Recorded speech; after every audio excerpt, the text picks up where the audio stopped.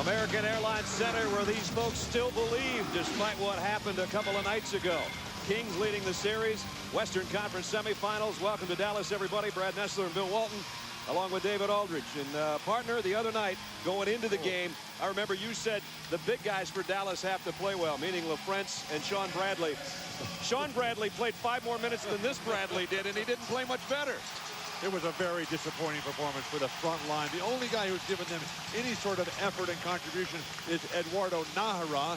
And this guy, he couldn't even make Sacramento's team. That's how great the disparity is between these two front lines. That's going to put all the pressure on Nowitzki, Finley, Nash, and Nick Van Exel to come up with a huge offensive performance. Eddie Rush puts it in the air. Vlade Divac's got his hand on it, but it's Najera, the guy Bill just talked about, that controls it for Dallas. Here's Adrian Griffin in the starting lineup tonight. That's a good way to start. That's how bad Rafe and Sean played, is that Don Nelson has got both of them on the bench to start the game. Here's Nowitzki now having to guard Vlade Divac. Stojakovic outside over Griffin and buries it 3 and barely moves the net. Passing big men, the key to the Sacramento Kings' vaunted offensive attack.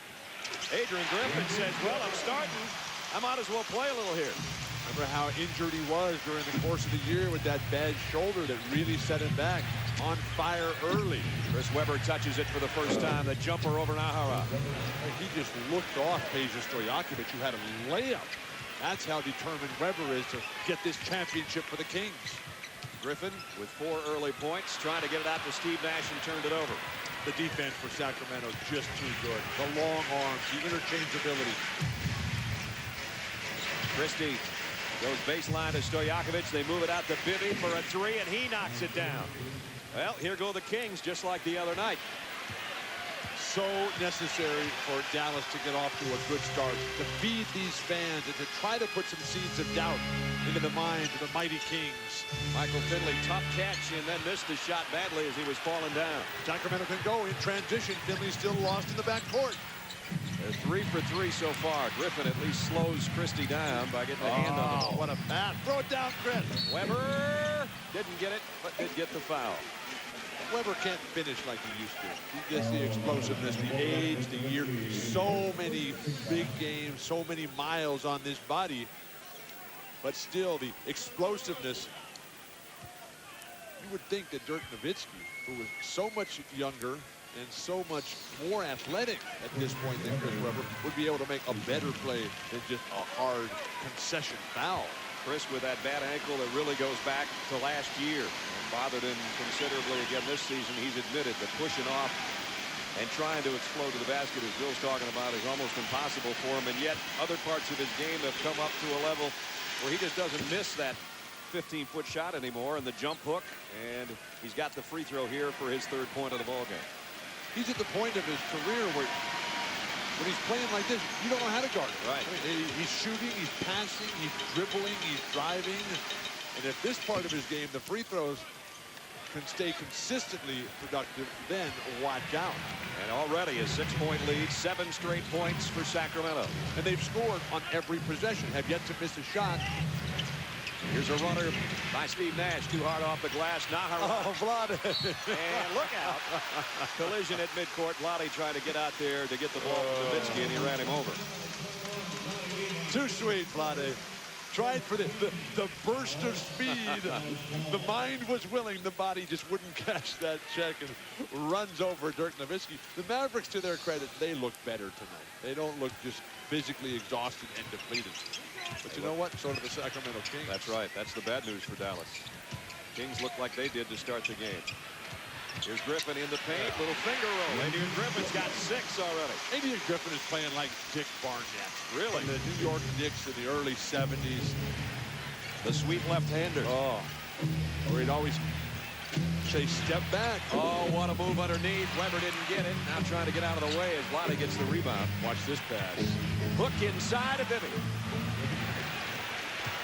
Vlade Divac, 2 beautiful passes to start the game. Najera goes up, and he's fouled. You can see this coming from a mile away. Vlade Divac in the low post. Shot clock not a factor. He's waiting patiently. Finley, just horrendous defense. no sense that Bibby's even going to cut back door. You have got to play incredibly smart against Sacramento because they move so well without the ball. The way we saw the San Antonio Spurs move last night. Wow. Now, that was an offensive clinic. Nahara with his first point. So Sacramento continues their onslaught. Dallas is playing better, But with more confidence, a little bit more sense of reserves physically and emotionally. Will it be enough, though? not much more to show for it, although they only trail by 4 and we're early. John Nelson said, I'm not quite sure what we have to do with these guys if they play as well as they did the other night. This is a tough matchup here.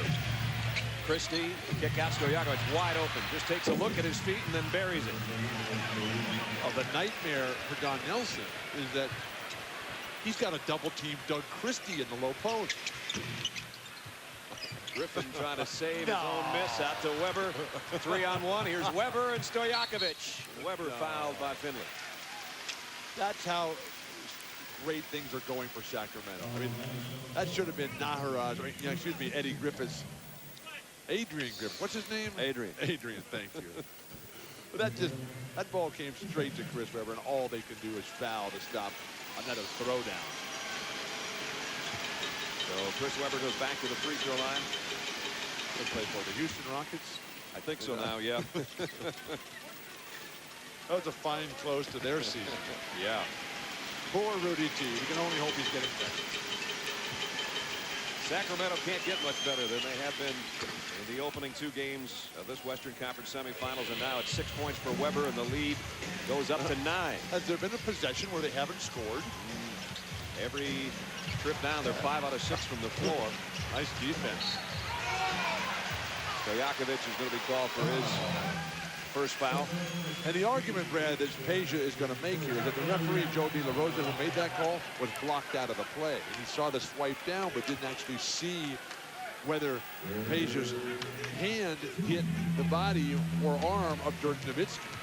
That's why Peja went quickly over to Eddie F. Rush and said, hey, what is going on? That's your call, not the man behind me on the baseline. I think this is the first time Dirk Nowitzki's touched it. And from the free throw line, you've got your leading scorer who's averaging over 28 in the playoffs. You might want him to touch it a little bit more than this. How about the first, second, third, fourth, fifth, and sixth, and seventh possessions? Yeah. Kings have scored on all 8 possessions here. And I have yet to see any defensive resistance to slow down that onslaught.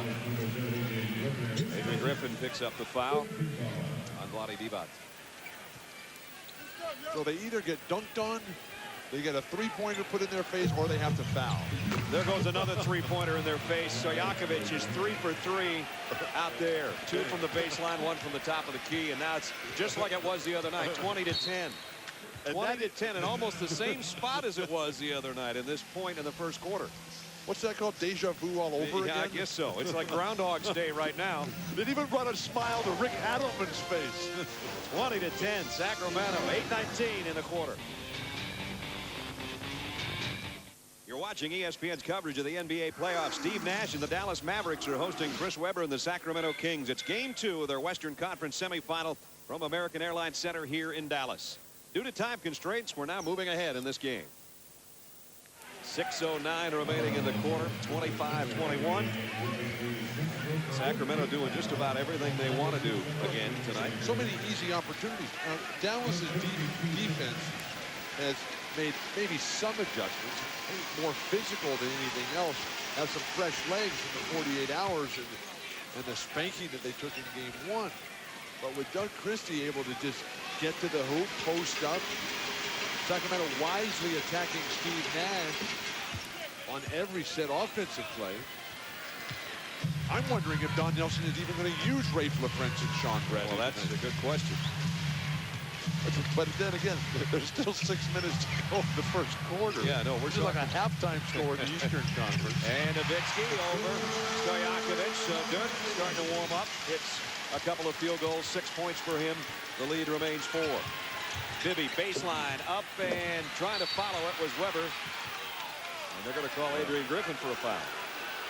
Weber is everywhere. Griffin picks up his second. So determined. Excuse me, 3 on Adrian Griffin, not 2. And Dirk has 2. So now he's coming with Nick Van Exel. That's how bad Rafe and Sean are down the list right now. I was going to say, they're not real close on the bench. They're down the bench a ways.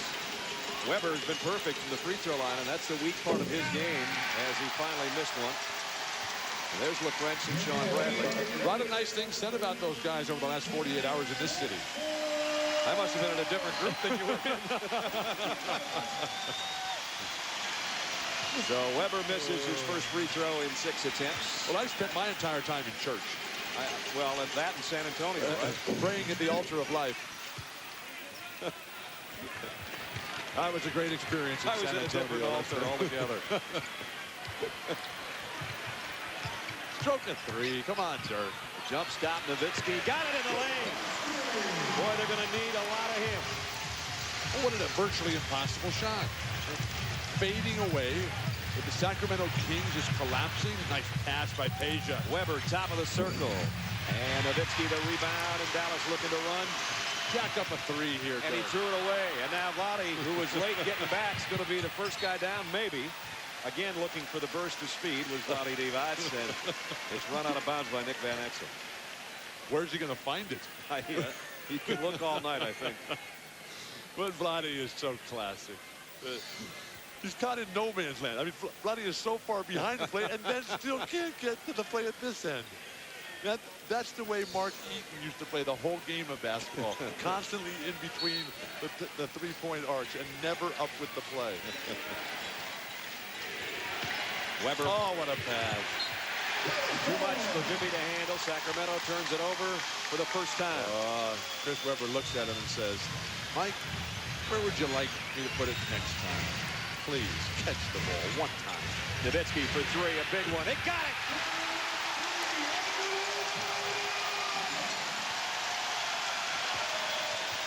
Vlade laboring to keep up with the pace. And Christie threw it away. Another Sacramento turnover, and we're tied at 28. If Weber's going to keep guarding Nowitzki, I would go at him on the perimeter. Van Exel wanted to go up with a 3 for the lead. Weber does not want to guard Nowitzki that far from the hoop. Stojakovic is the guy that should be on on Nowitzki. Nick Van Exel puts Dallas in front. Can you believe they're in front? They were getting buried about 3 minutes ago. Their coach was pleading for a little defense, and now they lead. Dallas hit its last 7 shots. That's why they lead. Weber. Offensive foul. No call as Nahara goes down, and Weber still looking to get it in the air. That is a real shame. I mean, Dallas finally a chance for good things to happen. Don Nelson, 3rd winningest coach in the history of the NBA. Nahara in perfect position. Watch Weber the left just hand. runs over him, knocks him down. You got to call that. And then, who gets this foul on that end? Nahara. So how many does he have now? He's only got 1. I had him for 1 earlier. It was actually Griffin that had the 3, and he's on the bench. So. Well, it's so loud in here. The entire arena is just standing and roaring. They believe. That's what a great salesman Mark Cuban is. And Weber misses the free throw. Mark so bitterly disappointed after game 1. To say he was beside himself would be an understatement. You could feel the heat radiating off of him after a tough loss. Chris got the second one. 11 for Weber in the quarter so far. It's a 1-point ball game. Dallas 30, Sacramento 29. They leave Nowitzki open. He got another one. I think Sacramento's making a mistake putting a big guy like Keon Clark or Chris Weber or Vlade on Dirk Nowitzki. He'll just step outside their range defensively.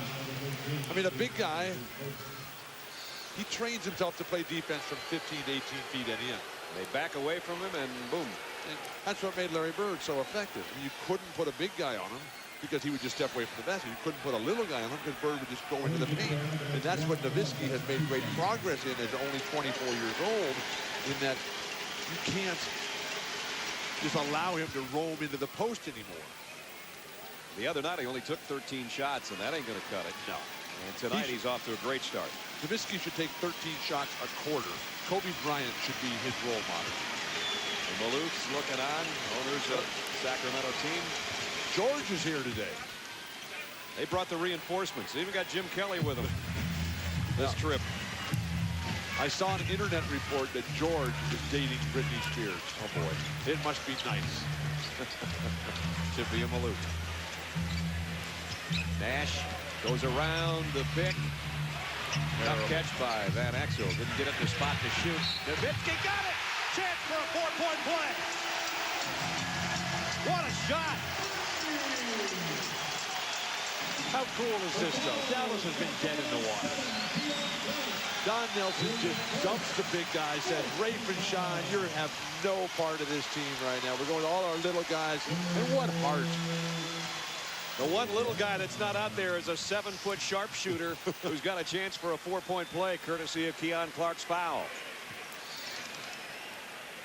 Is he warmed up or what? I love his free throws. Look at the way he knocks the knees. A lot like Mel Counts of the old days. Remember, first time he touched the ball was from the free throw line. He basically hasn't missed since. He's got 18 points already. He's got 18 points. Where have I been? Well, he hit 3 in the last 3 were 3, so 9 of them came pretty quick. Goodness gracious sakes alive. There's Jim Kelly, Hall of Fame quarterback of the Buffalo Bills. The Maloof family, a big part of the foundation for his son, and so we've seen him at some games with him. 68 total points with 3:38 remaining in the first quarter. It's 37-31. Kings are shooting 57%. You gotta kid me. Come on. 37-31, 3:38 remaining first quarter. You're shooting 57%, and the other team is out shooting you by 17 percentage points. That's a little scary. Sacramento shot a playoff record 55% in game 1 the other night. Here's Stojakovic, the mismatch with Nash again. They move it around. Van Exel got on Christie, but it's Weber wide open. And he got it. Chris Weber having a great quarter, so is Nowitzki. You got to keep your man in front of you. Just keep it simple if you're Dallas. Don't try the gimmicks. Steve Nash continues to struggle mightily. Throwing balls away, rarely making a shot, getting posted up defensively. He's found himself in some tough spots. Stojakovic is waiting under the basket. He was down there guarding Stojakovic and ran away. Steve Nash was. They just picked him apart for another layup. Well, what is Steve Nash doing on Stojakovic anyway? Dallas looks totally confused defensively. As they were the other night. But, amazingly, they lead. 2:50 remaining in the quarter. Dallas by 2.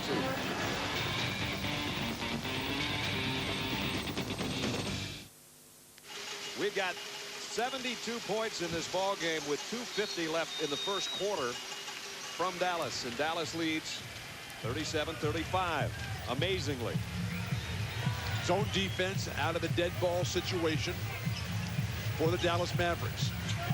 Nash and Van Exel in there together for Dallas. Stojakovic just kind of wards off Steve Nash with the height advantage. He gets it to Christie, who goes right back to Stojakovic. He's just living under the basket. I'm just not sure about the defensive strategy and mindset of this Dallas Mavericks squad. Nash to Van Exel in the lane, and Dallas has the lead back courtesy of Van Exel.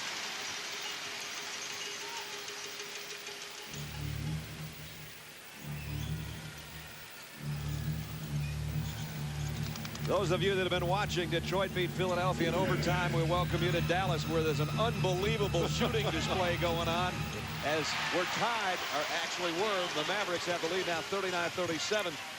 It was a 20-10 lead at one time for Sacramento. Finley hits his first basket. It's a 3. It's 42-37. We have not finished the first quarter yet. This would be a third quarter score for the Eastern Conference. Well, the halftime score of Philadelphia and Detroit was 52-44. So we got a little bit different matchup going here between the Sacramento Kings and the Dallas Mavericks. Our Bud Light lineups on the floor right now. Here's how it looks. Bibby, Christie, Weber, Stojakovic, and Clark on the floor for Sacramento. Nash, Finley, Van Exel, Nahara, and Nowitzki out there for Dallas.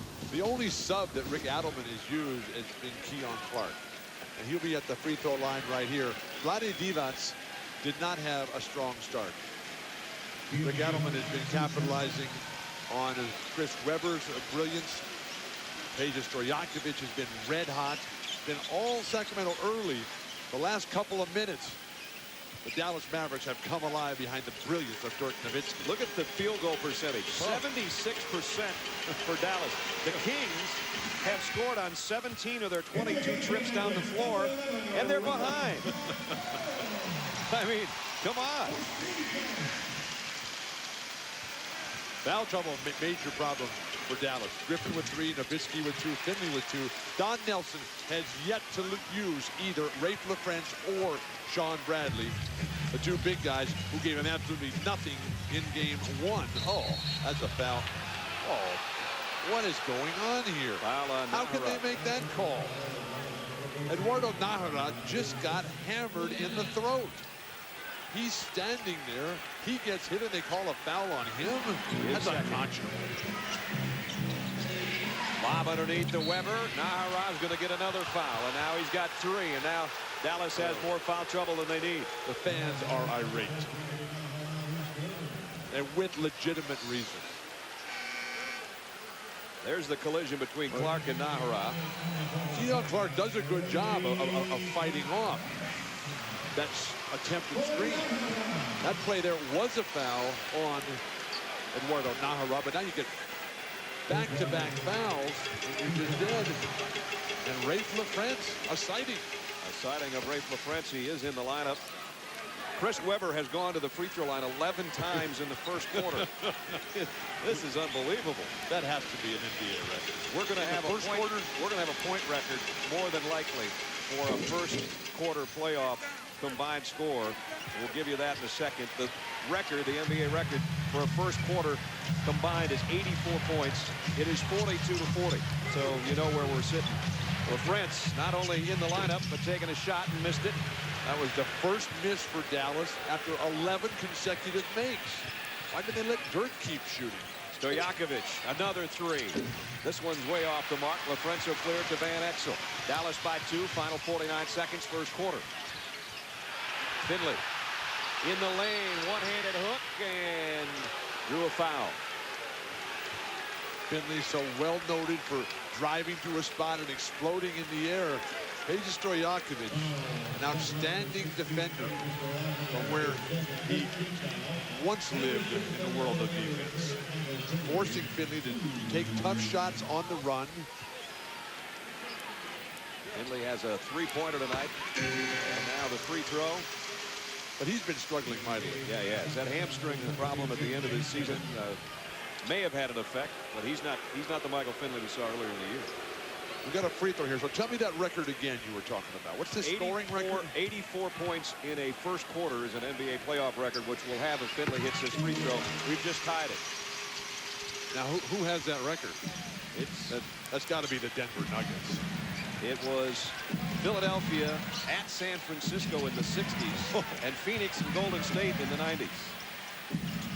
We can break it if Sacramento scores this trip down court. Christie will try to do it for us. Not this time. Roger Bell just checked in with a rebound. Dallas, shot clock and game clock virtually identical. And everybody in the arena on their feet because unbelievably Dallas leads by 4 when they were down 20-10 early. Van Exel has a look up. Kick out to Finley. Finley with 2. Now inside, 1 too many passes. And we have 84 points in a quarter, but it only ties the record. Finley should have shot that 3. It was wide open. They're going to put more time on the clock. Wait a minute. Yeah, we're definitely not done with the first quarter. There's 0.5 seconds remaining. Any fouls to give here for the Dallas Mavericks? Both teams in the penalty right now. So it'll be Christie. Weber will get down close to the basket, and Keon Clark as well. Jim Jackson in there. There's the lob, and Dirk Nowitzki picks it off, and now the quarter has officially come to an end. End of 1. Unbelievable offensive display in Dallas. The Mavericks lead by 4.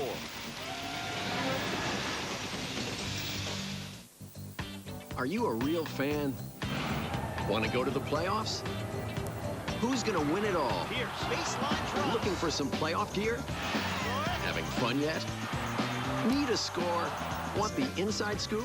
Then log on to NBA.com and be a part of the 2003 NBA playoffs. For polls and chats, log on to NBA.com or America Online keyword NBA.com. NBA.com, right? Experience the NBA online. NBA.com. Dallas in front as we head to the second quarter. They trailed 20-10 with 8:19 to go in the quarter. They called a timeout, and this was Coach Nelson in the huddle. I'd rather have him fight you. He can come down. You can't leave him wide open in the corner for 3 straight times. Or on our zone, let him catch and shoot. Come on. He's got 20 points in 3 minutes here. We thought that was unbelievable, too. Brad Nessler, Bill Walton, David Aldridge is with us. Partner, from that point on, though, Dallas got hot, and we have just tied the most points combined in a first quarter in playoff history. Dirk Nowitzki, a big part of it. And that point seemed to be an eternity ago because Dirk Nowitzki has put on one of the great displays in NBA playoff history. Dirk Nowitzki sitting all kinds of shots out there. He's got 18 points in the first quarter alone, and he didn't touch the ball the first 5 minutes of the quarter. He just kept stepping further and further away. He was getting fouled on his three-point attempts. Perfect from the floor. He's got 5 rebounds. He does have 2 fouls, though. Let's check in with third man on our team, David Aldridge. D.A.? Guys, the Mavericks went with a small lineup, ironically, because they thought it would help them defensively. They wanted to get Nahara in the game. They wanted to get Adrian Griffin guarding Peja because they don't think Dirk Nowitzki can do it. So they played him at center, and of course we wound up with 84 points in the first quarter. Unbelievable. And now more instant offense is checked in, though Bobby Jackson did miss the three-pointer. Highest scoring quarter in franchise playoff history for Dallas, that first quarter of 44. And Jim and Bobby Jackson both in there and trying to connect. They throw it away. Sacramento took 17 free throw attempts in the quarter. Finley got another one. Generally, when you have that many free throw attempts, it becomes an ugly game. It becomes a slow-down game. This game has been at a blistering pace. 7-point lead now for Dallas, 47-40. Their biggest lead so far. Bobby Jackson will change that as he hits a three. Doesn't take Bobby long to get in the act. 6th man of the year in the NBA, matched up here with Raja Bell. He'll be able to roam freely defensively and pick off some passes. Remember, Nahara on the bench with 3 fouls. Adrian Griffin, who started the game, also has 3 for Dallas, so they've got some problems in the foul department. Finley has been much better tonight. Most of his points came in a losing and lost cause effort in the fourth quarter the other night. Who's running with Bobby Jackson? Only Nick Van Exel, who's trying to guard him right now. Supposed to be guys on his own team. Keon Clark into Jimmy Jackson going through the paint. And he clangs one off the back of the rim, and here's Raja Bell on the run. Leaves it for Finley. Well, French on the baseline, and he got it. Finally, Rave's got at least 1 rebound, now at least 1 basket, which is a better contribution than they got out of him from game 1. Yeah, he's already matched his point total from Tuesday. 49-43, 10 minutes in the half. In the half, 49-43. Weber short. Nowitzki's got another rebound. Dirk playing well on both ends of the floor. Still playing well on that end of the floor. 21 for Nowitzki. Perfect from the floor, 7 for 7. So all of his baskets are 3-pointers. That can't be. No, he's got some free throws. No, he's got 3 free throws, 3 2-pointers, and 4 3-pointers. But Nick Van Exel does a great job of driving the ball right to Keon Clark. Dirk Nowitzki, he's not going to miss that shot. He's not going to miss any, I guess. 21 points and 6 boards. The foul is on LaFrentz. Keon Clark now to the free throw line. Oh. Just off the iron. Just a bit outside. Keon Clark, who had 2 great games in the regular season that Sacramento won 3 of 4 against Dallas. He actually had the winning shots in 2 of those games. And he has 2 horrible-looking free throws. And Dallas leads 52-43, 9.5 remaining in the half. Biggest lead of the night. Here's a lob. Finley broken up by Jimmy Jackson.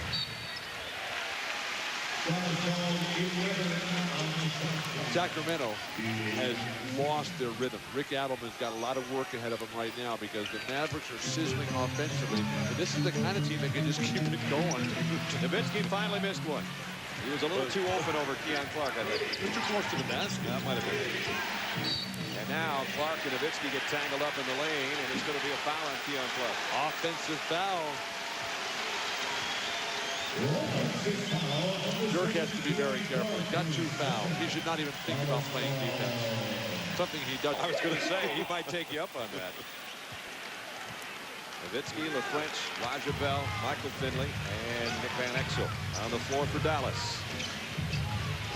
Nick's been a little quiet. He was the big scorer the other night in the losing effort. Nick's the kind of players who be better when they're behind.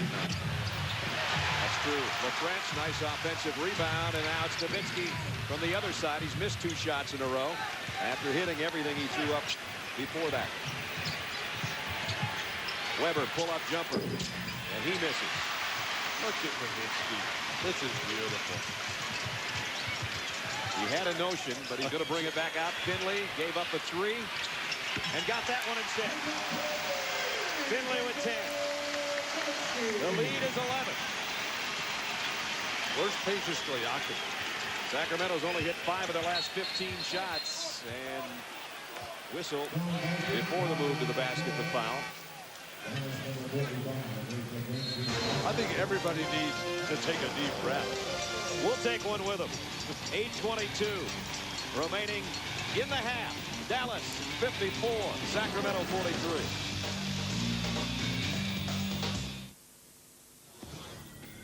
43. ESPN's presentation of the NBA playoffs, brought to you by Nissan and your local Nissan dealer.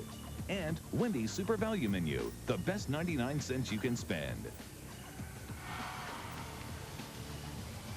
54-43 here in Dallas as Sacramento ran out to a big lead. Dallas has come back to take the lead.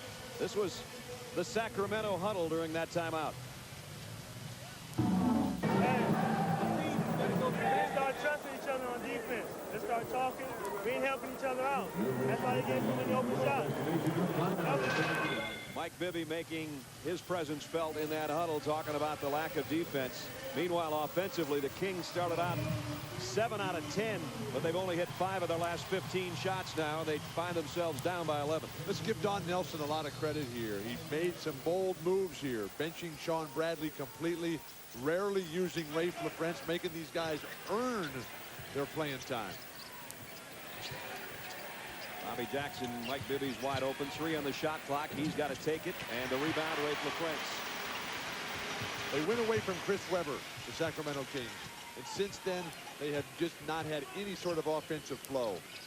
And he's not in there right now. Nowitzki. He's missed his last 2 shots. He's missed his last 3 shots. That one a tougher one, though. Stojakovic played him pretty well defensively. Kings now 6.5 minutes with only 1 field goal. I'd run the offense through Vlade Divac down low. They didn't pick him apart with his passing. Jimmy Jackson, tough shot over Finley. Jim Jackson's first basket. But one-on-one basketball is not the strength of Sacramento's game. Well, the other night they looked like the Harlem Globetrotters with a passing display they put on. And they started out that way again tonight. Van Exel long range. Nick Van Exel. He's the one-on-one master in this game. He's got 6. Zone defense. Flash Vlade to the high post. Here he is through traffic. That's his first basket. 7-minute mark, 56-47. Finley, who's played so much better in this first half than he did in the entire game the other night. LaFrench takes it. He wanted to give it up, and he was so wide open he had to take the shot, and he knocked it down. Desperately searching for confidence, Rafe LaFrench. Here's Vlade backing LaFrench in, and now the kick out to Stojakovic for 3. He finally missed a 3. It was so easy for Sacramento early. Van Exel the other end, and he got it.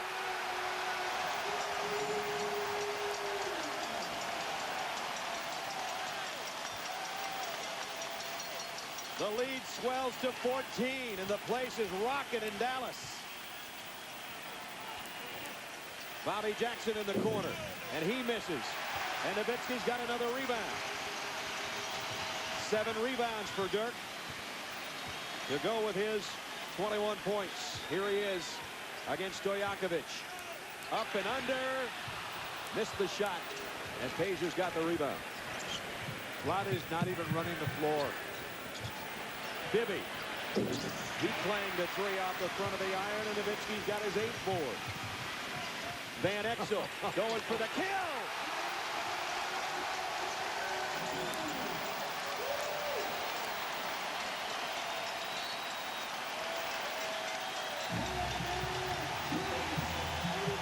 This is the Dallas team that started their season 14-0. Not the pathetic-looking group we saw Tuesday night. 5:33 to go in the half. Dallas on a 17-4 run. Van Exel, a 3 there, and then trying to stick a dagger in the gut. Knocks down another. It's 64-47 Mavericks.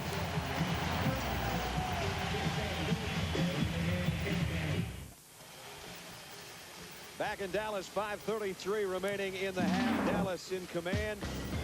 The Legends Love It Live Legends Tour continues across the NBA playoffs. And the #1 scorer all time in the NBA has joined us.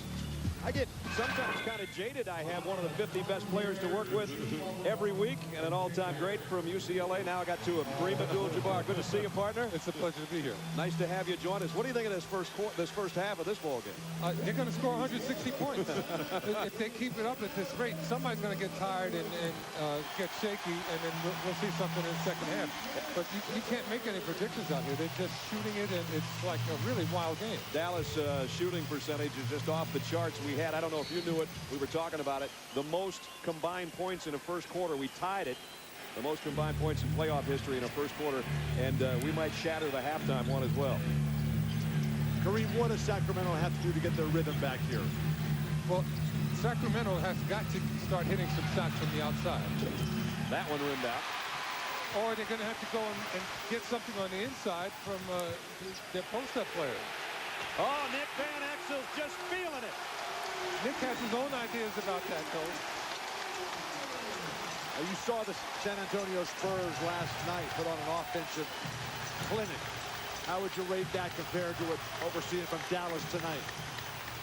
Well, I think San Antonio had a more balanced game in that they had a great offensive game and a great defensive game. But nobody here seems to be playing any defense. That's for sure. The crowd is chanting defense. And a shot clock violation. Sacramento not only not getting good shots, they're not getting shots. Nick Van Exel has come off the bench. He's hit his last 3 3-pointers. He wants to finish this thing in the half. It's a 20-point lead. And now Steve Nash inside. He's got a chance for a 3-point play. What is the record for the most number of points in the first half? We're looking that one up. I just mentioned we're probably going to blast that one through, too, as Nash takes it to the hole, and he's fouled. I just had a look at the record book, and it wasn't in there by half, I don't think.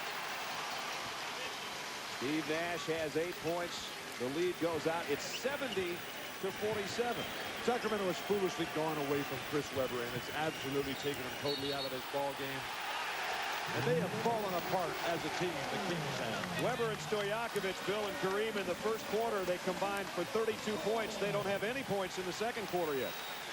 Well, you know, what's happening to them, they got a lot of shots easy early, and they thought the whole game was going to be like that. Good point. And Dallas has some different ideas about, how this game is going to proceed, and that's what we see happening right now. Nash pick and roll with LaFrance.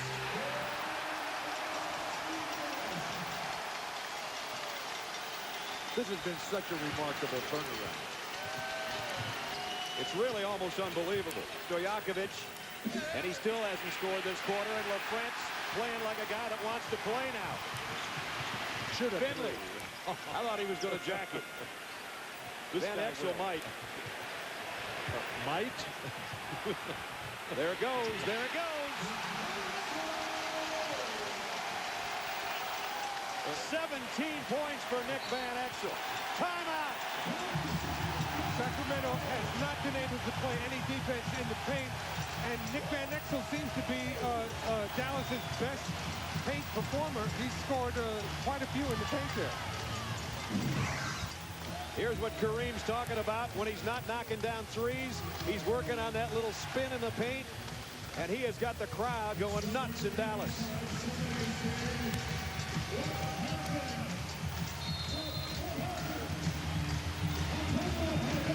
Van Exel said after Tuesday night's embarrassing loss, 124-113, and it wasn't that close. He said, I am so tired of them kicking our butts.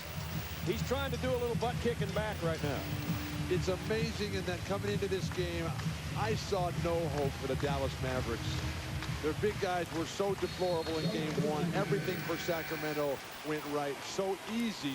Started out that way again tonight, but all of a sudden the offensive explosion. We've seen Dallas do this during the course of the regular season, but to do it against a great team like the Sacramento Kings, this is monumental. Very impressive. They're on an 18-0 run that Chris Webber just ended that lasted about 3 minutes. That's Webber's first basket after a 16-point first quarter.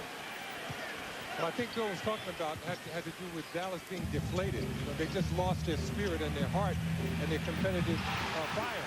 This little guy's giving it back to him, isn't he? Nick Van Exel has a different idea about how that's supposed to proceed, and he's showing some serious leadership out here. 15 points for Van Exel in the quarter, 19 for the game. Webber tied up by Bell. Well, they're going to call a foul. With Van Exel putting on the clinic that he is, you'd think that they would put Doug Christie on him. A lot of teams like to go big in the backcourt against Dallas to put size and strength over Nash and Van Exel. You got Doug Christie, first team all-league defense, the first king in the history of the franchise to ever be so designated. And here he is shooting jumpers instead of playing defense. And Christie hits it from the outside. How would you like to have played for one of these two teams in this type of offense, Kareem? I don't know. They wouldn't have been looking for me. I know that. They would be looking for you. It'd be a different game.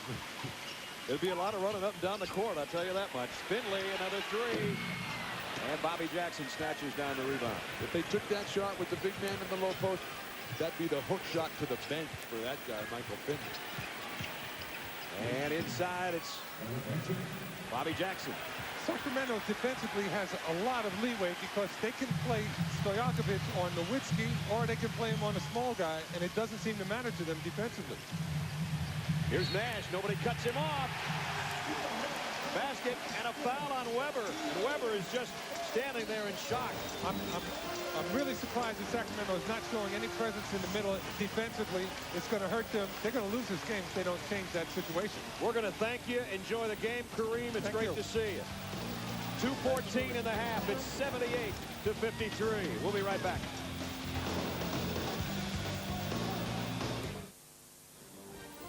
ESPN's presentation of the NBA playoffs brought to you by Coors Light. Cool down easy. Rock on.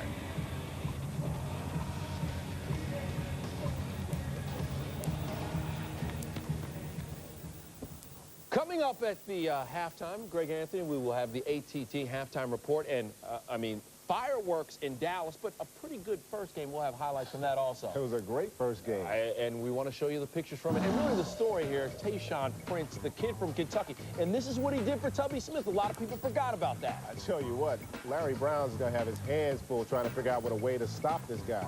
You were watching Tayshaun on the big screen, weren't you? I was. Loving it. All right, let's go back to now. From a Prince to the Kings, and the Kings are down 25 points. And it's a night for left-handers, Tayshaun Prince and Nick Van Exel. Look at the run that Dallas is on. Steve Nash is going to try to add to it. Very seldom does he miss a free throw. They were down 10, and now they're up 25. Yeah. 3 minutes and change into the game, they were down 10 points. Now they have the most points that they've ever scored in their playoff history in a first half, 78, and we still have 2 minutes left in the half. And their coach, Don Nelson, was pleading with them. Yeah. Whether invite somebody, go hold on to somebody, play some kind of defense. I think they totally ignored him and just said, hey, look, we're just going to start jacking up shots here. Nowitzki at the beginning. Finley had his turn. And then Van Exel took over. And Abdul ahead and just checked in, gets a foul on Mike Bibby. We're talking record-breaking territory again here, because the most points ever scored in an NBA playoff game in the first half is 82 by San Antonio and by the Los Angeles Lakers. Both of them, surprisingly, against the Denver Nuggets. And Bibby got the roll on the free throw. It's his first point of this quarter. Mike, whose scoring they have not really even needed, or didn't need Tuesday night, I should say. And they might need everybody scoring tonight. 2 minutes left in the first half. Brad Nessler, Bill Walton, David Aldridge. If you missed it, Kareem Abdul-Jabbar just joined us for a portion of the second quarter. And it was nice having him along. Oh, the king. Love It Live Legends Tour. And Bibby saved it. Weber, double team on him. Well, Prince and Abdul ahead, have him cornered. And he gets rid of it to Christie. And now it's Stojakovic. That's a third or fourth time he's been all alone under the basket. 18 for Peja. Stojakovic moves so well without the ball. I don't know why they don't have the ball in Weber's hands more often. They'll get a layup anytime they want. Finley. And Chris Webber one-hands the rebound. And he'll bring it down court. 1:15 in the half. Might want to give this one up. Almost came up with an offensive foul. He did battle his way through the traffic, and he's fouled by Raja Bell. Tomorrow night, as we take a look at the NBA calendar upcoming on TNT, doubleheader, New Jersey at Boston and San Antonio and the Lakers. Can the Lakers come back at home? Saturday night on ESPN, Detroit and Philadelphia will be game 3. Detroit up 2 there. Dallas and Sacramento, third game of this one at 9:30. Then Sunday on ABC, Mike and Tom and Michelle will come over and join David, Bill, and I as the Lakers in game 4 against San Antonio on ABC. The coverage starts at 3 o'clock. We saw last night in San Antonio, Kareem there as part of the Love It Live Tour of America. The Spurs put on a flawless offensive exhibition, but do not count the Lakers out. Even though they're dispirited, they're playing senseless, selfish basketball. They tie that thing up 2-2. The Lakers are still the best big game team in the NBA. They are the champions after all. Finley out to Nash, who's wide open. 3 for Steve, and he got it. No tying up these Mavericks. They're just getting such wide open looks. They're not going to miss those shots. 81 Dallas points. Weber took an uncharacteristic 3 and missed it. And we're down to the final 38 seconds of the half. The record's on the line here. 82 is the record. Almost went right there. Stojakovic with a rebound. Christie brings it down for the Kings. Leaves it for Bobby Jackson. He just dribbled it right into the hands of Raja Bell. Here comes Dallas. Nash. There goes the record.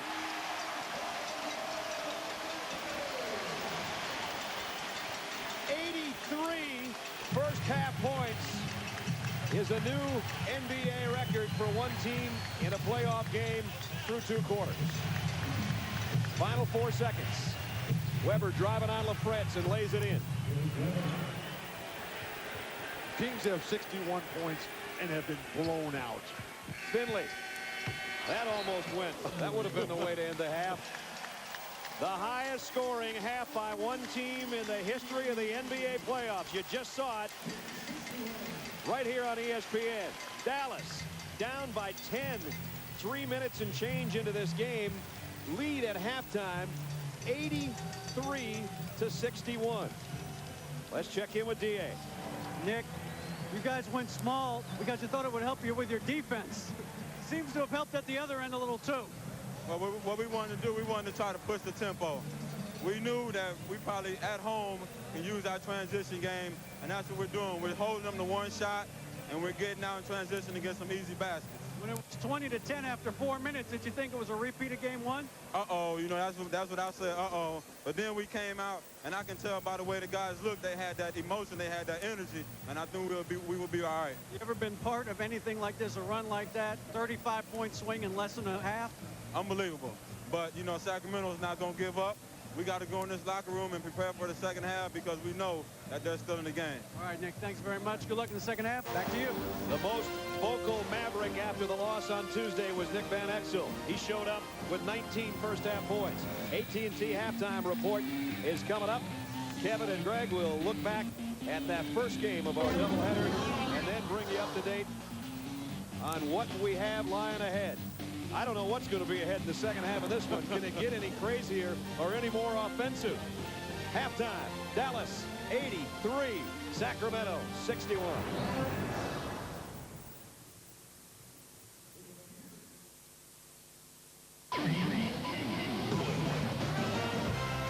Welcome to the AT&T Halftime Report. I thought that we stumbled on an old-school ABA game. I thought that we flashed back. It was like the Dallas Chaparrals. 83-61 at the half. Dallas leading Sacramento. And the scary thing that Nick Van Exel said, they have to go into the locker room, get focused, and get ready for the second half because Sacramento can come back. It's that kind of series. Kevin Frazier, Greg Anthony, inside the series. I'm exhausted after that first half. What an exciting half of basketball. 19 points for Nick Van Exel. Yeah, I don't recall ever saying anything like that in my lifetime in terms of the offensive production that really both teams, you know, what's lost in this is that Sacramento scored 61 points. But 83 points and a half is just something that is unheard of. But you know what? They had to have this kind of performance to make this a series. I think, if anything, Sacramento's probably a little complacent coming into this game. Can I tell you something really scary? The Denver Nuggets scored 80 points or less in 34 of their games this season, nearly half their games. So if you're playing the Denver Nuggets right now, you go home. Chances are almost half the time they don't get 80, so you go home if you're the Dallas man, and you probably win. This offensive output kind of overshadowing what was a great game one of our double dip as the Pistons and Sixers went into overtime. Let's show you the highlights of this one. Woo! Chauncey Billups out. Rip Hamilton's like, I got your back, and so did John Barry in the fourth quarter. John Barry goes Trey Punte crazy. Doesn't do anything the entire game. Fourth quarter, he drops 11 points. Huge. Detroit up by 3. Great feed from AI. Kenny Thomas, the bucket. Sixers pull within 1, 89-88. Closing seconds. Sixers up by a deuce. Allen Iverson goes to the free throw line, misses 2 free throws. Key because what happens at the other end, unbelievable who the Pistons go to. They go to Tayshaun Prince, and man, look at the whirling derby shot. He comes up, hits the shot. I think at this point, Philadelphia is just mesmerized. They can't believe that they're going to potentially go to overtime. The kid from Cali lifting the Pistons all alone. The pump fake, he's feeling it. Tayshaun Prince hits the 3, and yeah, the rookie drops 20, and a huge win. Huge win for the Detroit Pistons. They played well, and it's unfortunate that Philly didn't come out with this win. Let's hear from the Fresh Prince of the Palace. The star born tonight? No, it wasn't born tonight. It was born a long time ago. You know what? It's tough. But at the same time, when you're sitting there just visualizing things and evaluating what's going on the court when, you know, you haven't played that much all season, you just get this hungriness inside you that, you know, when you get on the court, you want to, you know, just bring something to the team. Tayshaun Prince has been the difference for Rick Carlisle's team. And, you know, ever since he started getting minutes in Game 5 versus Orlando when they were down 3-1, he's paid huge dividends. Oh, he has. But, you know, the most impressive thing for me about this kid is the fact that you're talking about somebody who really struggled his rookie season, didn't do a whole lot, didn't get an opportunity to really participate in the success of this Pistons team. And oftentimes, guys like that tend to sulk, start feeling sorry for themselves. But this kid didn't. Continue to work hard, continue to persevere, and you know what? When he got his moment, he took full advantage of it, and the Detroit Pistons are a better team because of it. But what does this say about a kid who stayed in school? He was a starter at a great program and a leader in that program, so maybe he doesn't. He sticks with it, as you said. Exactly. I mean, again, he had great coaching, obviously. I'm sure he comes from a great family, and that's the reason why this kid, again, has been able to come out and do what he's done in this series. And I've said this to you earlier, I think the Detroit Pistons, based on this performance, are a team of destiny. I'm going out on a limb right now. I'm saying they're going to the finals. This all night long. You know what? The way this game went, you know, Philadelphia dominated this team in that second half. I mean, they were plus 13 on the boards. They did everything possible to win this basketball game. and then you look up and they're in overtime and they get dominated in overtime. That tells me right now that the Detroit Pistons are on a mission, and they are going to try and figure out a way to get to the finals, man. I'm telling you. Greg mark Anthony it down. just put the Mark glass it down. slipper on the Detroit Pistons. We got to fit Rick Carlisle. I wonder what size slipper he has. Anyway, meanwhile, I don't know what's going on in Dallas, but everything that Dirk Nowitzki and crew puts up goes in. They set an NBA record with 83 first-half points. This halftime report is presented by the world's networking company, AT&T.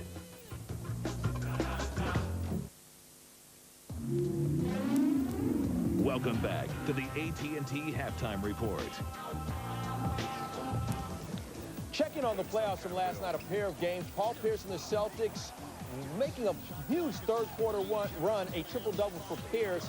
But his team loses because Richard Jefferson drops 25 and Kerry Kittle's also big. Out there, the supporting cast of the Nets stepping up in an opportune time, taking advantage of the weaknesses of the Boston Celtics. Meanwhile, Manu Ginobili, the only thing really going up in Argentina right now, Manu, he was fantastic.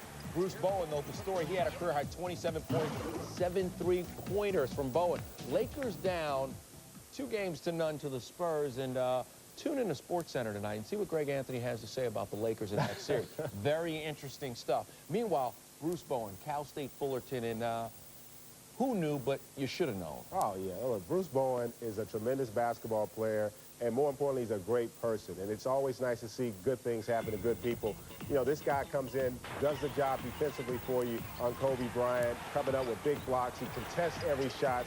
And more importantly, for the Spurs, he's knocking down the big three. Remember, this kid didn't lead the league in three-point shooting during the regular season. So that's a huge factor for this team. And again, the big key with the Spurs, that entire supporting cast has been so big, so huge. Not a lot of experience, but a lot of grit, a lot of toughness. They've taken on the identity of Greg Popovich, and, you know, you have to tip your hat to him. All right, meanwhile, let's get back to our game real quick. Mavs-Kings is 83-61 to half. How many points can the Mavs score? Oh, you got another half to go? We have I thought that was the end of the game. No, how many points can they score, really? I think they're going to end up with about 140. 140, all Will right. it be enough to win? That's the key. That's what's frightening. Yeah. Will 140 be enough for the Mavs to win? Second half is on the way. Dirk Nowitzki, I'm sure he won't mind shooting it. The big kid from Germany flowing, so is his team. He has 21 points to lead the Mavs. They put up 83 in the first half.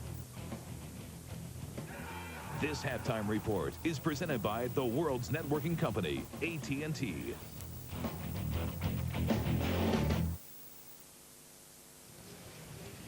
Halftime in Dallas, and the fans have had something to cheer about in this half. 83-61, the hometown Mavericks leading, and 3 minutes into this game, Bill, Don Nelson called a timeout, and he was frustrated. I don't know if he knew what he was going to do, but it's worked out all right. Were you still awake this morning when the newspaper came out? The front page of the Dallas Morning News said it's time to fire Don Nelson. I don't think that'd be a good idea. Maybe contract extension time. You know, in the first half, unbelievable shooting by the Dallas Mavericks. And Don Nelson in the huddle is urging his team, you got to keep going. Let's not let up now. Let's keep on running. That's what he said in the huddle. We're still looking to run. You got to play if the break isn't there. Don't walk down there without running through. Let's run through every time. And run they did. The beauty of basketball, that even the little guys, when the shots are going down, can beat anybody they want. It was the Dallas Mavericks who were questioned about their defensive capabilities, but it was the Sacramento Kings who came up with no defense whatsoever as little Stevie Nash breaks the NBA playoff record with that layup for most points in a half. Three guys. What are they, 21 out of what, 27? 21 out of 28 in the first half. Nowitzki had 18 first-quarter points, made his first 7 shots, missed his last 4. Steve Nash came alive with 15, and Nick Van Exel, 15 points in the second quarter alone. That was beautiful basketball. Let's check in with D.A. David. Guys, as you can imagine, Sacramento was not a happy locker room. A lot of yelling, screaming in there. The main thing they want to do is be patient offensively. Move the ball around like they did in the first quarter. They'll be a lot better off. Defensively, they've got to get to open shooters. Bobby Jackson said as he's coming on the floor, those guys are celebrating over there. We're going to get back in this game, guys. Chris Webber takes it upon himself to help in that respect to open up the third quarter with his 23rd point. I can't remember a greater turnaround in a playoff game. In a series, yes. but in one game. And if Sacramento comes back and wins this game, this would truly be the most memorable game in the history of the NBA. Dallas is on a 75-43 run. That's a 32-point advantage against Sacramento. Sacramento, one of the 3 best teams in the league. That's when Don Nelson called that timeout when it was 20-10, which it was on Tuesday night. The lead was 20-10. In fact, it swelled to 22-10 before Dallas started coming back. Nahara almost got a hand on that Weber shot, and it still went in. 25 for C-Web, and it's a 20-point game. Foul on Bobby Jackson, trying to deny possession of the ball to Steve Nash. A big question in Dallas, will we ever see Sean Bradley on the court again?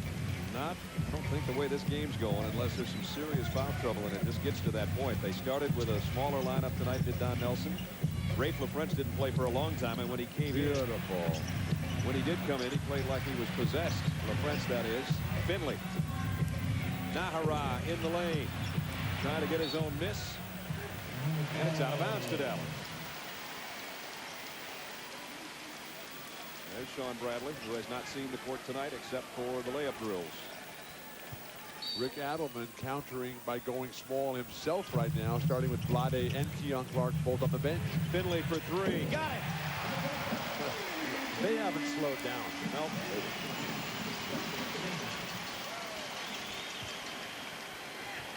88-65.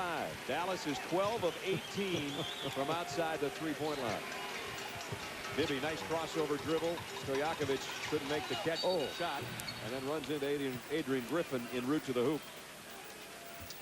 And that's going to be 4 on Adrian Griffin. A 3-point barrage here. Penetration, draw the defense in. Christie, who is assigned to Michael Finley, unable to close out enough. And that's why you have to deny guard penetration. Stojakovic, who's put on a three-point clinic of his own early in the ballgame, hit his first 3, and Peja has 20 points. Weber with 26, leading the way for Sacramento. But Kareem made the point in the first half that it was so easy that you just think it's going to continue like that. And particularly on the road, it's so very difficult. They had the early lead. The fans were a little bit restless here, but once the fans get that momentum and just start building one on top of the other, it's tough to stop. Finley with Bobby Jackson on him. Tried to cross-court it. Bibby got a hand on it. 5 on the shot clock. Nash, kick out. Finley didn't take the 3. He's got to take that one, and Weber blocked it, and it's a shot clock violation. Nice defense. Sacramento hung with it. And Don Nelson taking no chances. He's coming right away with Nick Van Exel. Don Nelson's got to talk to Michael Finley and say, you're passing up too many wide open shots. You're pump faking 3s. You're hot as can be. Everything is going great. Jack him up there. This is the Dallas Mavericks. That was the first Dallas turnover since the first quarter. Here's Stojakovic, and he buries it, barely moves the net. And here we go. 24 for Stojakovic.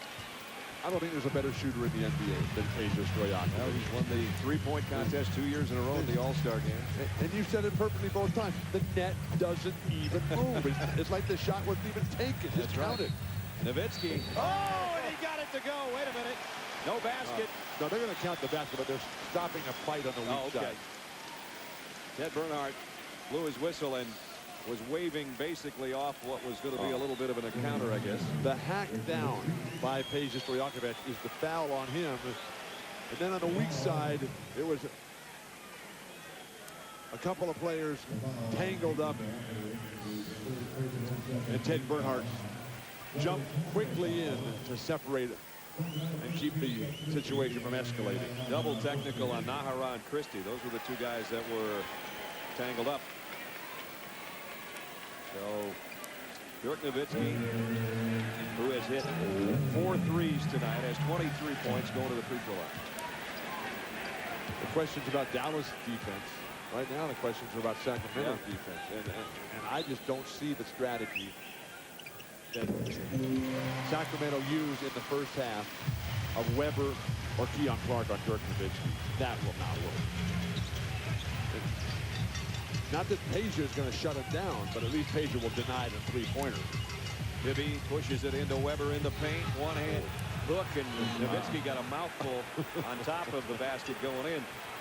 Chris Webber learning from Kareem quickly. Nash all the way through traffic, spins in the paint. Nash has 19. Tease him, little Stevie. Nowitzki on Stojakovic, trying to hang with him. That one in and out. Finley the rebound. Here comes Dallas, leading 93-72. Finley, three that time. And trying to track down his own miss. Can't quite get there. It's amazing. As the Mavericks come up the court, the crowd rises from their seats in unison, in anticipation. Nice feed. Bobby Jackson to Webber. Don Nelson has seen enough. Timeout. Will somebody please rotate defensively? So Webber's got an 8-point quarter going so far. 29 for the game for Chris. And the lead has been sliced into a little bit anyway. It was at one point 27 in the first half. They've cut it down to 93-74 after the last couple baskets by C-Webb. 8:21 to go third quarter.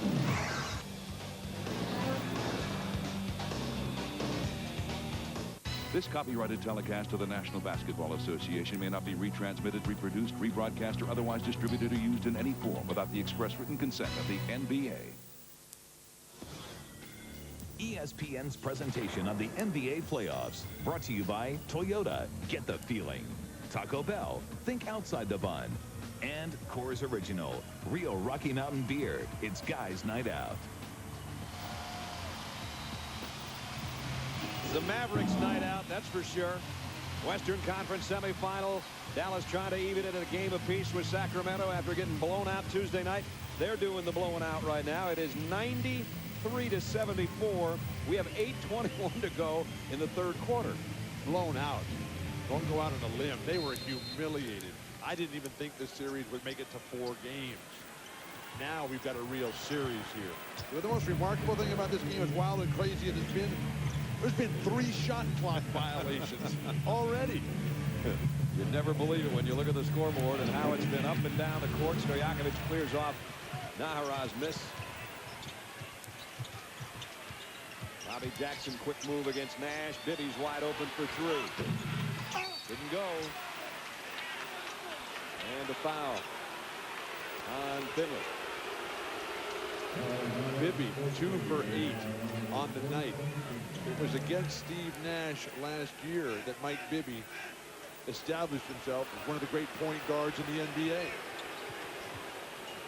The foul was on Nahara, even though Finley was raising his hand. Nahara's got 4 fouls. Yeah, it was a wise move to try to get it from Finley. Wide open Bibby again. And now he's 2 for 9. Continues to throw up bricks. He didn't have to shoot much Tuesday. This time he leaves it out for Christie. And he'll wait for Van Exel to fly by and miss the shot. Will somebody please get a rebound? Webber, Christie couldn't find a handle. What a bizarre sequence. Christie with the foul. If one of those shots goes down from the perimeter, Sacramento is coming right back into this game. No signs at all of Jim Jackson on the bench for Sacramento. No signs of Edu Turkoglu. Scott Pollard, who's a very good player and can be effective. Rick Adelman just never uses Scott Pollard against Dallas. Finley for 3. Nahara tried to keep it alive, but he flipped it over to Christie. Bobby Jackson. And the rebound, Nahara with some authority. Nahara's playing terrific basketball. A guy with not a lot of skill. Oh, face. That's in your face, Walt. That's Walton's face. That's right. Nahara, who got the rebound, deserved that on the offensive end. He's got 6 points. Well, he's been tipping balls. He's been playing the defense. He keeps this one away from Webber. Initially. He made Webber have to search for the handle, that's for sure. And Chris now has 31 points. Chance to add 1 more. Why do teams who have bad defensive reputations like Dallas, why do they gamble on steals that they really have no chance to make? How about just play a simple, conservative, contained defense? Webber's done great from the free throw line tonight as he missed only 2, and that one did come out on him. Log on to NBA.com for the exclusive 2003 playoff section. Live post-game press conferences, photo galleries, video highlights, and a lot more. Love it live on NBA.com. Brad Nessler, Bill Walton, David Aldridge, and our ESPN crew in Dallas at American Airlines Center. Dirk Nowitzki with a turn and a miss. Dirk Nowitzki is getting pounded out there. He's getting hit in the jaw, getting hit in the throat, and he's looking over at the referees and says, what does it take for me to get to the free throw line? Rebounding tonight, Mavericks with the big advantage. Van Exel was looking for a foul on his shot, didn't get it. Dallas doesn't out-rebound a lot of opponents. A walk on Stojakovic. Well, that brings a smile to Peja's face. Certainly not to Rick Adelman, but Peja he knows he used the casual footwork. The Peja shuffle. Find one. Okay. Don't need no stinking pivot feet. 6 minutes and 5 seconds remaining, third quarter. What a great move by Steve Nash. Acting like he's going to make an inside pivot to turn and go to the hoop, knowing that Dirk Nowitzki is coming off his backside. But Steve Nash, he runs the pick and roll. He turns, initiates the contact, and Peja Stojakovic has to just run him over, forcing the timeout. And that's 4 fouls on Stojakovic. He's hot. Rick Adelman's way out on the court. He's mad about it. It's 95-76.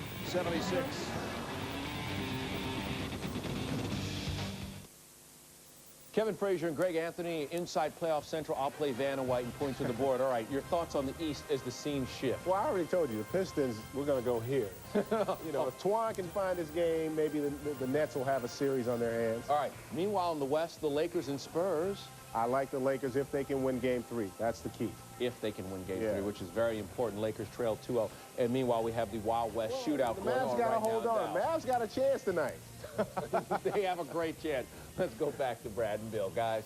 They definitely got a chance tonight, fellas. 6:04 remaining third quarter. They have 95 points right now. If the Mavericks don't win this game, that is going to be a nightmare situation for them. Remember, they had a 12-point fourth quarter lead in Game 4 last year and ended up losing in overtime, and that was all she wrote against the Kings last year in the series. That was also the game that Peja Stojakovic sprained his ankle. Van Exel off his own miss. We gotta love that. 21 for Nick. The littlest guy in the court. Nick Van Exel grabbing rebounds. While Dirk, Chris Webber, Hedo Turkoglu, and Nahara are standing flat-footed. Bibby not having a good shooting night. Christie will try to light it from the outside, and it's Nahara. That time he got the rebound. He's gone ice cold, and the Mavericks are outletting the ball beautifully. Nash, a runner over Bibby. Webber cleans the glass. And brings it up. Oh, that's an offensive foul. Offensive foul. With Webber, that'll be 4 on him. I'm all for big guys dribbling the ball, except in this kind of game. When there's nothing but little guys, Chris has to take on the role of, okay, I'm now Shaquille O'Neal. Right, I'm the big guy now. Now, in a game with Duncan and Shaq and all these guys, get out there and let Chris dribble the ball, but not tonight. So he's got 4 fouls with 5 minutes remaining in the third quarter. Van Exel trying to feed Nowitzki. Does get it to him. Now it's Nash moving it around. Finley for 3. Got it!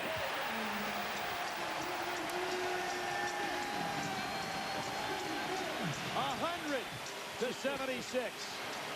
We are still in the third quarter, aren't we? With 4:41 left in the third quarter. Christie got an open look, but he missed it. They're running away from Doug Christie. They want him to shoot every single time. Van Exel got the roll. 23 for Van Exel, 19 for Nash, 16 for Finley, and 24 for Nowitzki right now for Dallas. When was the last time this crowd sat down? Halftime. And that was just to catch their breath. Bobby Jackson badly misses a 3 outlet at Van Exel from Nowitzki. No. Didn't get it. That would have brought the house down again. You guys running away from the basket, shooting 1-on-4. Chris Webber even missing his favorite shot. 12 rebounds for Nowitzki. I'd go for Finley. He's got a hot hand on the threes. Steve Nash slipped on the dribble, and they did get a timeout called. Dallas gets a timeout called. Don Nelson has a smile on his face for one of the few times tonight. It's 102-76. 3:41 remaining in the quarter. The ball movement for Dallas is just phenomenal. Dirk Nowitzki finding little Stevie in the corner and swinging up to the top. No hesitation whatsoever by Finley. His three-point shot is there. It's his two-point game for Finley that's just killing him. Stay away from that and just jack up more threes. He's hit 4 threes, 1 2-point field goal, and a couple of free throws. How much fun to play for Don Nelson. They're talking about firing this guy. What's up with that? Look at the field goal shooting by the big three. And now that's the big three, but as Don Nelson would say, we really got a big 4 because Nick Van Exel has 23 points. And he's off the bench. When was the last time Nick played poorly? I can't remember. And we've been doing every Dallas game for what seems like an eternity. He's really one of the few bright spots in the lopsided loss on Tuesday. Finley again missing the 2-pointer. Tommy Jackson the rebound. Don Nelson's come with Rafe LaFrentz. Can he get something out of anybody from the big guys on the bench? He did from LaFrentz in the first half. Jackson spinning his way to the hoop and tipped it up through Nowitzki's hands and got it to go in off the glass. Follow by LaFrentz, who just showed up, and he's got 8 points. All the hustle plays for Rafe LaFrentz. Over to top Weber. Wild. Weber's not going to be able to catch that lob, and Weber's down. Weber is down, and that's not good for Sacramento. Completely down on the baseline. Face down. The worst of all possible worlds for Sacramento. They'll hustle down. Christie coming back down to check out his fallen teammate, too. We just talked about how last year in Game 4, Peja Stojakovic with a severely sprained ankle that he never really got right. Now even some of the guys from the Sacramento bench coming down to check on C-Webb. It happened right there, but he looked like he was going down already. He looked like he gave up on the play for the lob. We'll check on him when we come back. Chris Webber down, his team down 104-78.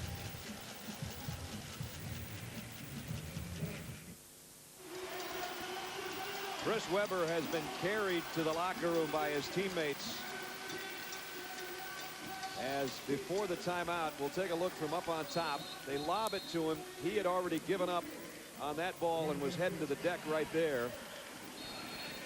It looked as if when he made the back cut to the hoop, he tried to explode. This does not look like a play where he came down on somebody. It happened on his own stride, and this is just so sad. As they take him to the locker room, it's the left ankle that had been the problem last year and much of this year. But we don't know if it's the left ankle or a knee or a thigh or anything. We're not going to speculate until we can get some sort of report, but he's obviously in a great deal of pain. Gerald Wallace, one of his teammates there, just trying to help him, and Chris literally was lifted by Christie and Pollard and Wallace and some of those guys, lifted from the floor and lifted to that cart, and now the left leg is what's being held aloft as they take him into the locker room. So wow, what a huge blow to not just this game maybe, but the entire playoff. The entire playoff hopes of the Kings may have gone up in smoke right there on the baseline. We don't know yet. Meanwhile, back to the live action. It's Michael Finley at the free throw line, and the fans here who've had so much to cheer about, and you can tell they've just taken a big deep breath as if to say, well, we didn't want to see anybody get hurt. This game was too fun. And now one of the great players in the NBA is in the locker room, and we don't know the severity, but doesn't look like he's certainly going to be back tonight. A stunning turn of events here.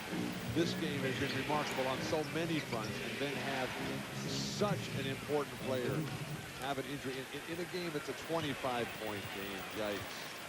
How sad. Bibby hits his first field goal since the first quarter. Now the players have to try to battle through this from both teams, because it brings into your mind, how fragile and tenuous everything is. Stojakovic trying to come down with a steal, and Roger Bell steals it right back. Nice hustle on defense by Bell.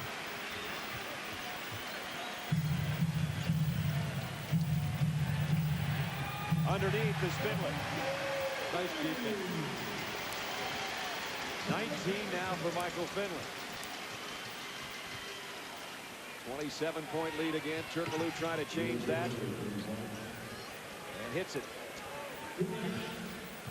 I'm always amazed that Turkoglu doesn't get a lot more minutes. Granted, Rick Adelman wants to keep a tight rotation, but that guy's just too good. Here's Van Exel. Having the hot hand and continuing to do so. Nice defense. 26 points for Van Exel. 110-83. Stojakovic trying to back in and now fading over Finley and missed the shot. Divac strips it. Van Exel strips it. Shoot a three, Nick. Shoot a three. They'll leave it for Finley. 118 in the quarter. Why are they slowing it down? I guess to let the fans catch their breath. That's right. Van Exel tries another. He got another. That was the shot they waited for? That's it. There was a plan. There was a strategy. Dallas has got 15 threes, a franchise playoff record. Vlade Divac trying to hook shot, blocked by LaFrance. 8 on the shot clock. Bobby Jackson going inside, and he got by everybody. Shoot it, Nick. You're hot. There it goes. Not that time. Finley, though, kept it alive. Nowitzki. In and out. That would have brought the house down. Final 30 seconds to the third quarter. A 113-point so far third quarter for Dallas. And Bobby Jackson gets an offensive foul. Sacramento's falling apart. And now they got Chris Webber in the locker room. Van Exel just doing everything. Oh. Offensive fouls in this series. Sacramento has 9. Dallas 0 for the entire series, which shifts for games 3 and 4 Saturday and Sunday back-to-back in Sacramento. Finley has a look at the clock. Shot clock, game clock virtually even. Van Exel standing at the top of the key as if to say, Mike, if you don't take it, I think I can. Back up. Don't shoot the 2. Finley fading away. An air ball. Divac won't get a shot away in time. And at the end of the half, it was 83 Dallas points. At the end of the third quarter, it's 113 Dallas points. What is the lead? I can't figure that out.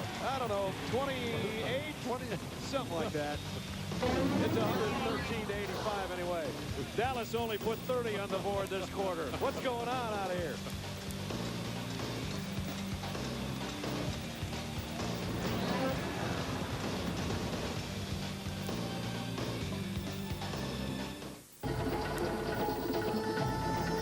Thanks to available X-Ria sport suspension, windy roads struggle to make it sway.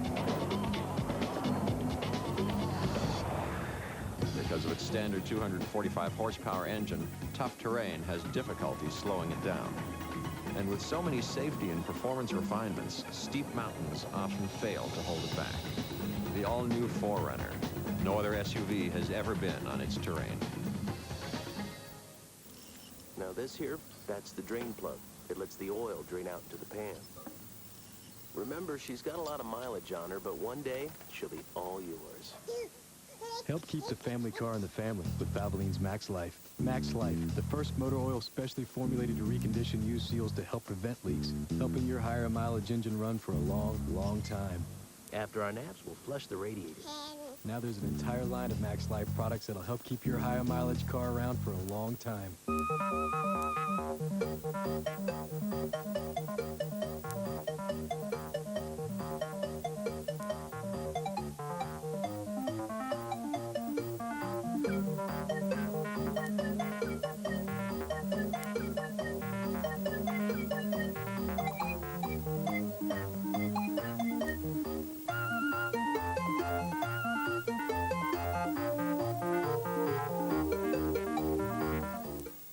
I'm a regular guy, but sometimes I can be such a dunce. Like when I go on vacation. I always wonder if I'm paying too much for the rental car. Then I heard about the Dollar Rent-A-Car website at dollar.com. transfer rates were so good, I couldn't contain my excitement. Saving money was so quick and easy, and wow, my dollar rental car was right at the airport. Next time, you know where to go.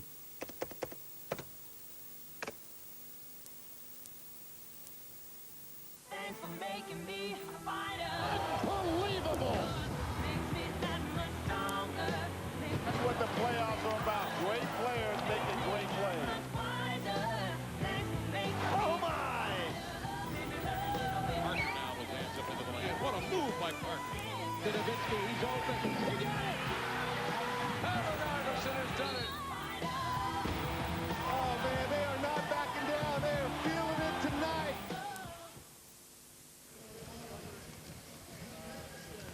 Back in Dallas, American Airlines Center, rocking our Miller Lite storyline of this game. Biggest story might be in the Sacramento locker room, though. Chris Webber had 31 points. He went out with 258 with the injury remaining in the third quarter, and Dallas has put up 113 points through 3 quarters. 83 at halftime was an NBA playoff record. Let's check in with David Aldridge. Guys, we do not know any information about Chris Webber's condition yet. The one thing you have to keep in mind, he has been playing with a very, very bad knee the last few. Well, Chris Webber is now limping back to the floor. He's going back to the floor. And we'll try to get an update on his condition, guys. All right, well, limping on the left leg and working his way back toward the floor. That could be an emotional lift a little bit for his team, but they're buried right now behind a 28-point advantage by Dallas.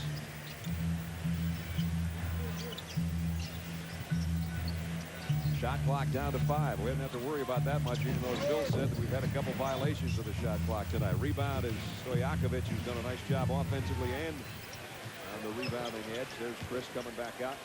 Adrian Griffin did a nice job.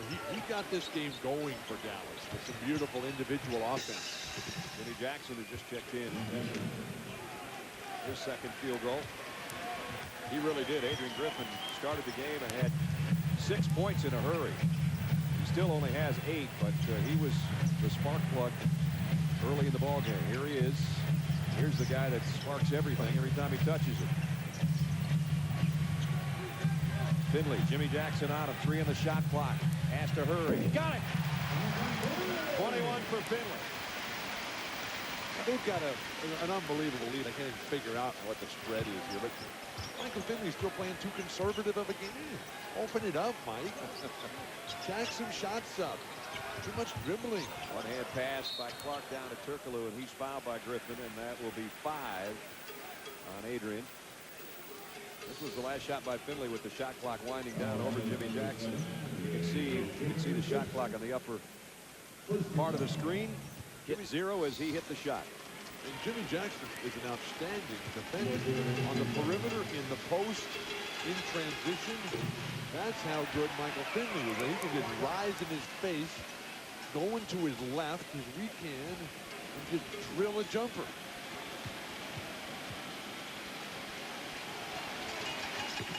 Points for Turkoglu. Think Turkoglu's going to stay with the Sacramento Kings long term? Well, you were talking about last year compared to this year. As Van Exel, he's thrown up every kind of shot. They're all going in. Turkoglu last year in the Game 5 clincher in this series had 20 points and 13 rebounds. So what a year of difference makes. Not getting as much time. He was starting after Peja went down. Right. And he did a terrific job. That's an offensive foul. That's 10-0 in offensive fouls in this series. That's a very sore backside for Raja Bell, who really hit the deck hard. Raja Bell is not coming out of this game. No. They would have to peel him off the floor. You can watch him hit the deck here after Clark ran into him. Boom. You get a chance like this to play, and you're Raja Bell. You say, Coach, I'm fine. I'm fine. Forget about my rear end. It's killing me. There's Chris Webber talking to Blondie Levites on the bench. Finley. There, a little less conservative for Bill. I'm sad that Nick Van Exel has lost interest in shooting. Bobby Jackson, he misses, and Bell the rebound. Come on, Nick. Right there, you're hot. Jacked it up. There it goes, and he's fouled. So he'll go to the free throw line. Is there anything better, though, than watching a guy who's just in the zone? Yeah. And everybody else is completely helpless. Nick is playing 1-on-9 out there and doing a beautiful job of it.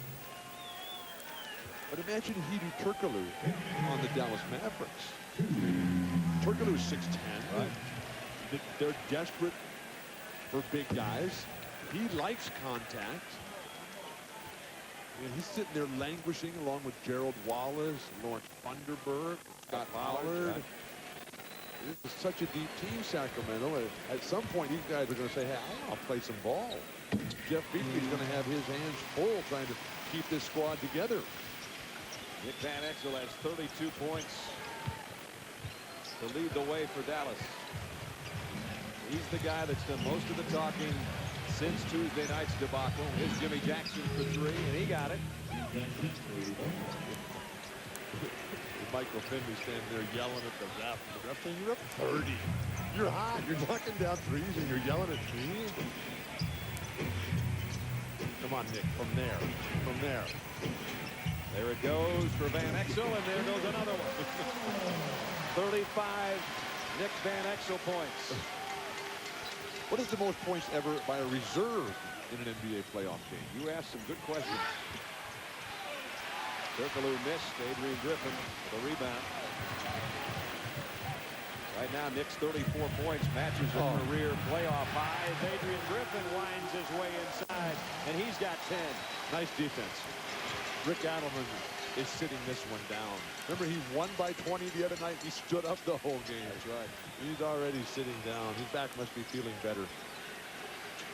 Stojakovic with Roger Bell swatting at him will take the jumper. Keon Clark going back up with it. Look. Send it back, Ray.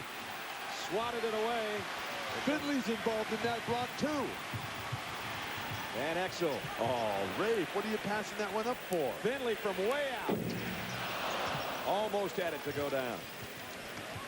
The NBA playoff record for most points in a game is 157. Set by the Boston Celtics versus the New York Knicks in 1990 at the end of Larry Bird's career. 157. We might have a shot. We need 32 more in 8 minutes. Nick Van Exel, is he feeling it or what? Look at the snarl.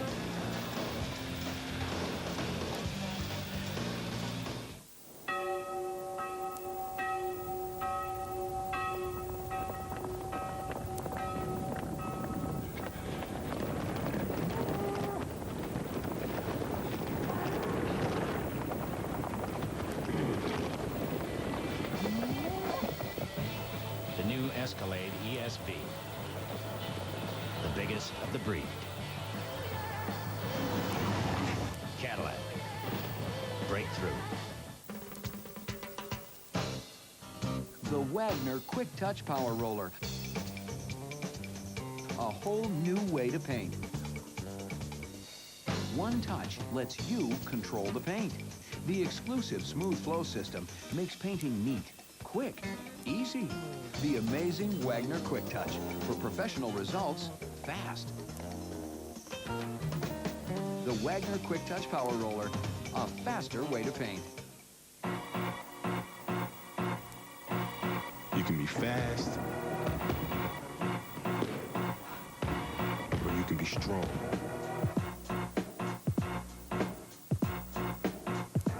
Or you can find a way to be both. What's my thirst? Doing whatever it takes. It's about that time. What's yours? It's about that.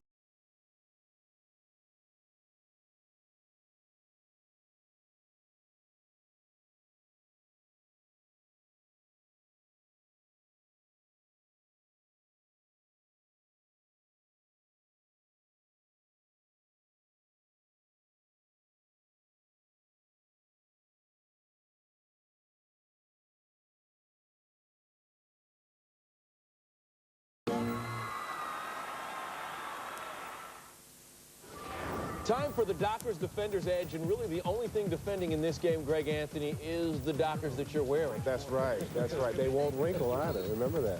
153 shots, 80 makes, 5 different players with 24 points, but there was one defensive play. Log on to ESPN.com and vote for the Dockers Defender's Edge.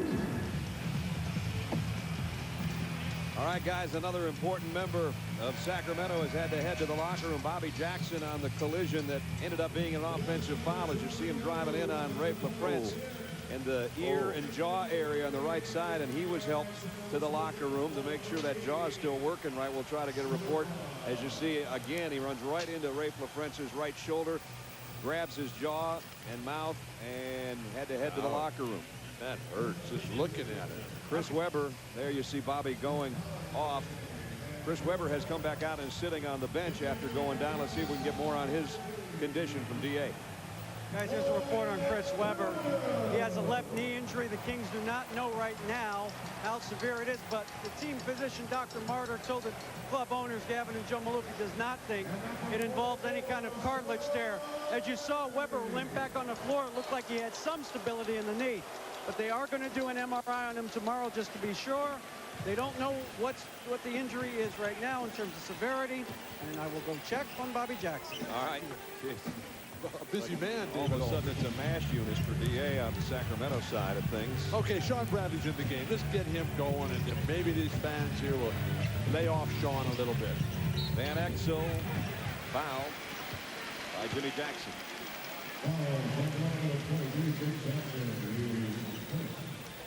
So Nick will go to the free throw line. Steve Nash and Dirk Nowitzki and Michael Finley, the big three. They might be the big three, but the guy at the free throw line is pretty darn big himself. He's bigger than those guys. Tonight he has been. And Nick actually isn't at the free throw line. He shoots him from about 19 feet away. He does everything a little bit differently. Wilt used to do that, but Wilt used to do a little bit of everything. Second one's off the mark. Turkoglu with a rebound.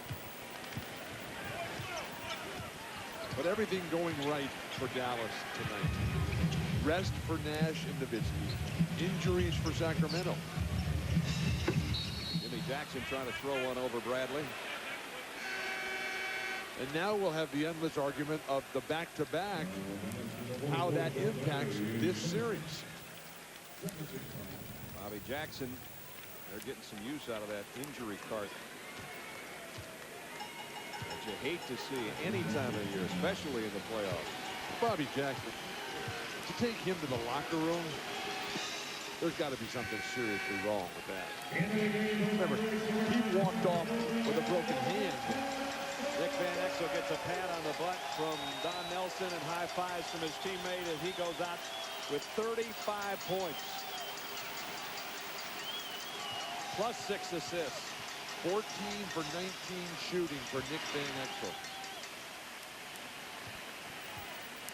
And the thing is, he didn't even start out hot. No, he didn't. But once he got sizzling.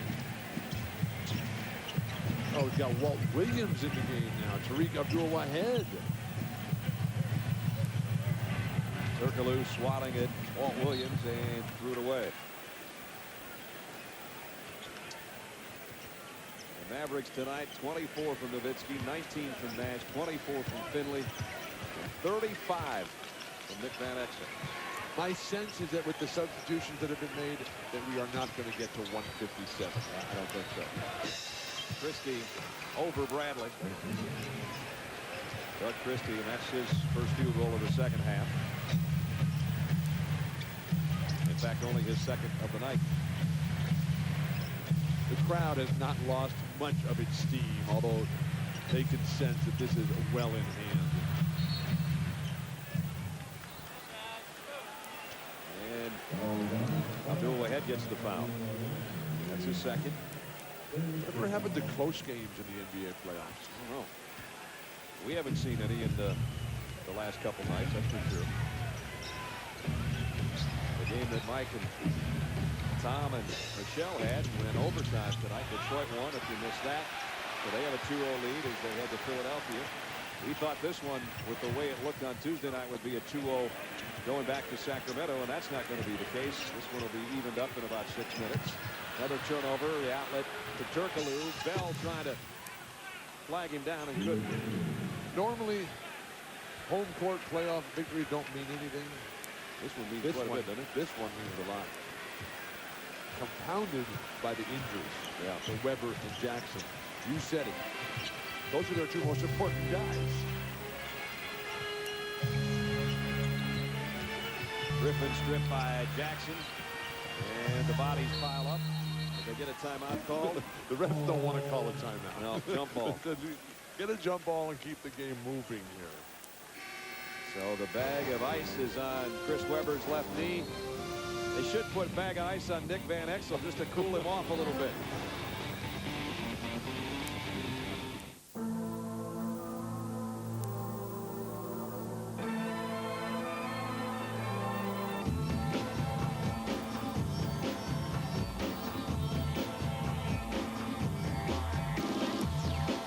We're here to stay.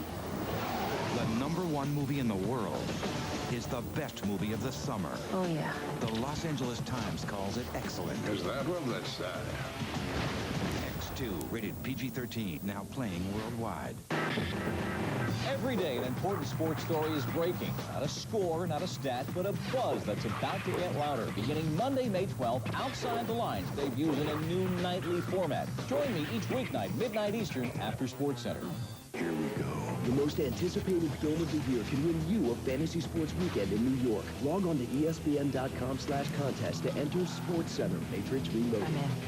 In theaters May 15th. Will you be the one? My wallet.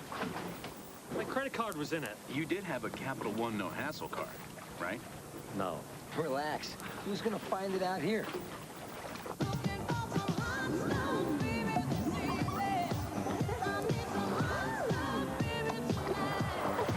Whether your card is lost or stolen, with Capital One, you're not liable for a penny. Check your mailbox for the no-hassle card offer and get the nation's lowest fixed rates. What's in your wallet?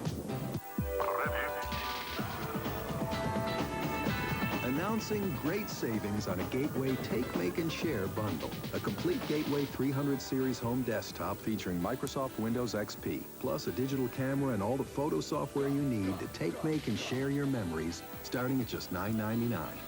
And we'll make it easy with no payments and no interest for 6 months. Call, click, and come in today for great deals on all the Ready Tech Go bundles.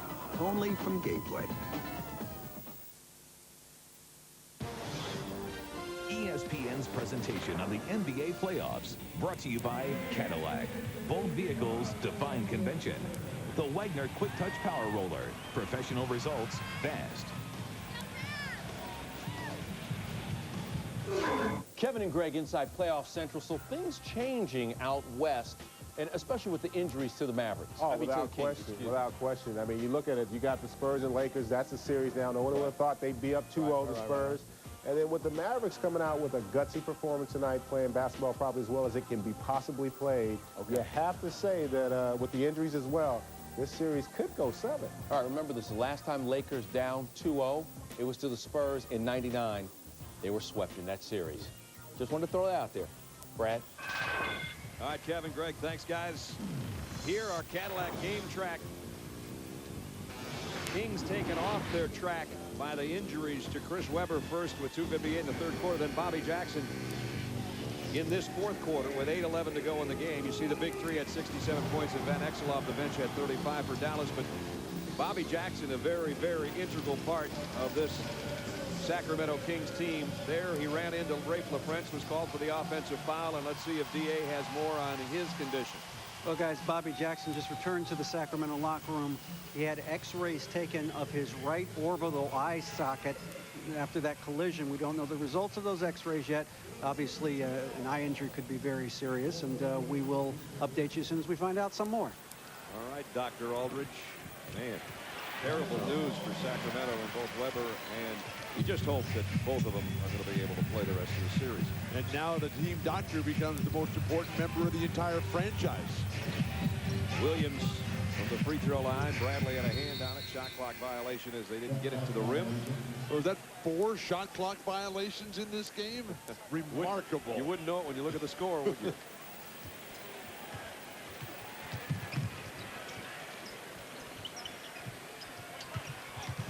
Turkoglu in some traffic leaves it for Gerald Wallace, and Wallace goes down hard. He's fouled.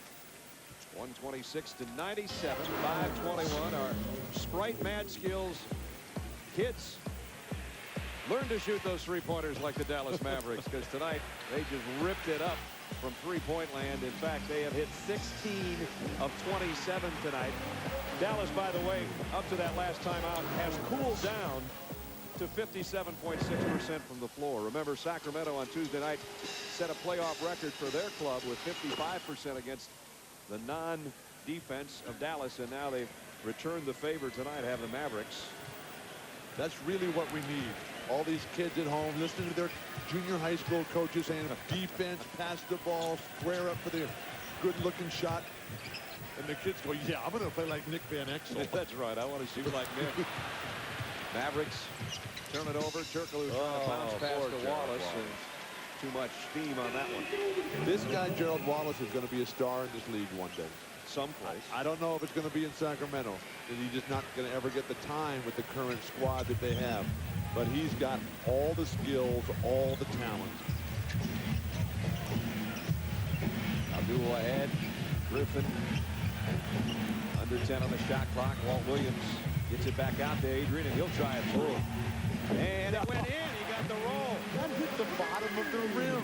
How in the world did that thing go up and in?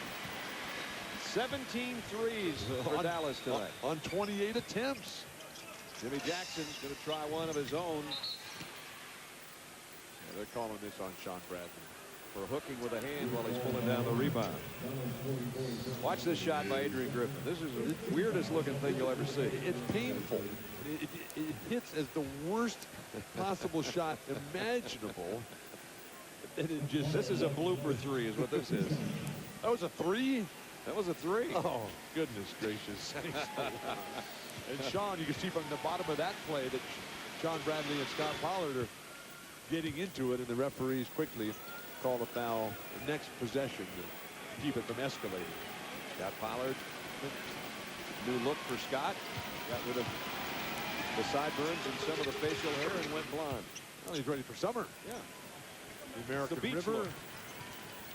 Scott went to high school in California, Del Mar, Torrey Pines High School, played for Coach John Farrell. Backdoor cut by Adrian Griffin. Now Bell working the baseline, and Bradley the outside shot. Lawrence Funderburk into the Sacramento lineup with a rebound. Wallace crashes in to Bradley. Well, those are a happy bunch over on the Dallas bench as well. They should. They, as Bill said, the last 2 days has been brutal. Not only the radio talk shows, the newspapers, everything, just ripping Dallas for. Fire the coach, get rid of all the players. The owner's lost his mind. But right now, the Sacramento Kings are treating Sean Bradley like a rent-a-car.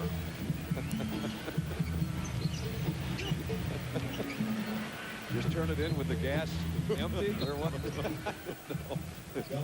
Ball out of bounds. And the other sideline, obviously, the concern on the looks of the faces, the fact that they're going to lose, but more concerned about two of their stars. What is the status health-wise going to be of those two guys by Saturday? Or maybe way past Saturday. Gerald Wallace just inside the three-point line. Jeff Petrie has such a remarkable eye for talent. All the guys he's identified around the world, Peja Stojakovic, Gerald Wallace, the decision to bring Vlade in. But this is the same story as last year. Sacramento hammers in game one, comes out, plays great at the start of game two, and then falls asleep, and Dallas comes back. Last year was obviously closer in game two. And then Sacramento went on to win 3 straight games. Everybody thought coming into this game that if Don Nelson and his Mavericks could come back and win at home and even it at 1-1, it would really change the dimension of the back-to-back games in Sacramento. And now with the Kings hurting, it could be very, very big. 129, 103, 3:08 to go.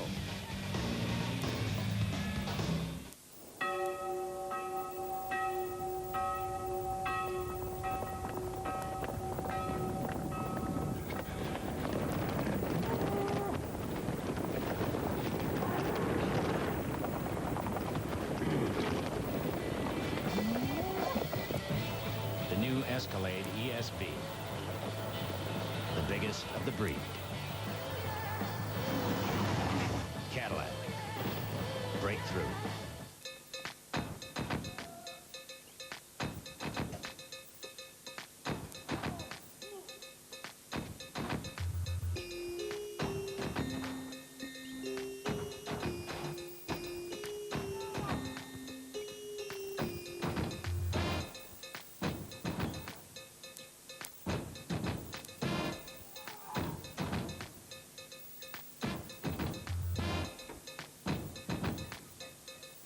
Doesn't Miller Lite taste great? Less filling! Wait. What about this? Doesn't Miller Lite taste great? Great taste! Great taste! Less filling! Great taste! Less filling! Less filling! What do you think about that? That's art. Tell it over a great tasting, less filling Miller Lite.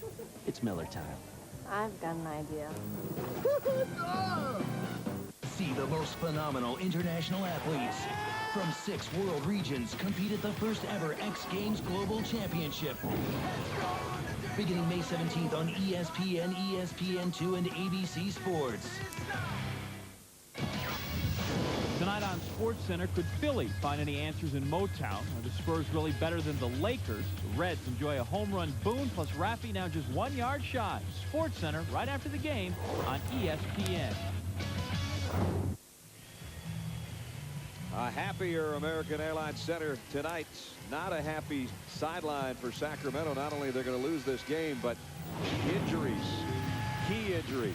First, Chris Webber, the lob pass. You see him pull up lane before he ever attempted to get a hand on that. And we put the circle around the knee that, as DA said, we'll have an MRI on it tomorrow. That ended Chris's night. He was carried to the locker room by his teammates. And then Bobby Jackson in the fourth quarter runs into Rafe LaFrentz, offensive foul, sits down and starts checking his cheek and his eye socket. And he goes to the locker room, and he's done for the night. And that just tells the story right there.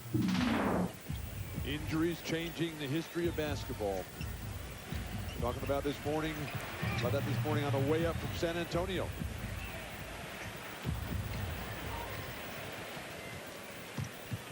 Sacramento, Jim Jackson over to Turkoglu. This is the reverse layup. Abdul ahead with the rebound. Had there been a need for the starters to stay in this game, as Bill said, we might have been pushing the all-time record for most points by a team in a playoff game. We're at 131 for Dallas, but they have, for the most part, all reserves in the lineup right now. Nice pass as Pollard from Turkoglu. Throw it down, Scott. One time. Throw it down, please. Look at this. Raja Bell coming up the court, orchestrating. Like Pete Maravich, Jerry Watts, Oscar Robertson. And Raja Bell. Abdul ahead. Nice hustle by Wallace on the baseline to save it.